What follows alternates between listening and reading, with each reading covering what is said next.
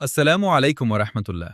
সম্মানিত দর্শক শ্রোতা, আজ আমরা আলোচনা করব খাবার গ্রহণের ৫টি সুন্নত সম্পর্কে। কেননা খাবার খাওয়া শুধু একটি অভ্যাস নয়, এটি ইবাদতও হতে পারে যদি আমরা রসুল সাল্লাল্লাহু আলাইহি ওয়াসাল্লামের সুন্নত অনুযায়ী খাই। চলুন শুরু করা যাক।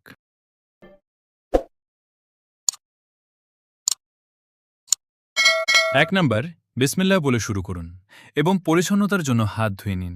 ২ নম্বর, ডান হাতে খাবার খান এবং নিজের সামনে থেকে খাবার গ্রহণ করুন।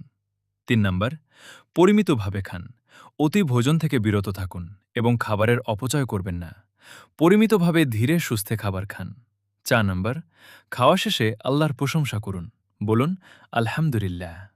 ৫ নম্বর, সম্ভব হলে পরিবারের সবাইকে সাথে নিয়ে একসাথে বসে খাবার খান। একসাথে খাবার খেলে ভালোবাসা, ঐক্য এবং বরকত বৃদ্ধি পায়। আল্লাহ আমাদের সবাইকে সুন্নত অনুযায়ী জীবনযাপন করার তৌফিক দান করুন। আমিন। পরিশেষে ভিডিওটি ভালো লাগলে লাইক, কমেন্ট, শেয়ার এবং চ্যানেলটি সাবস্ক্রাইব করার অনুরোধ রইল।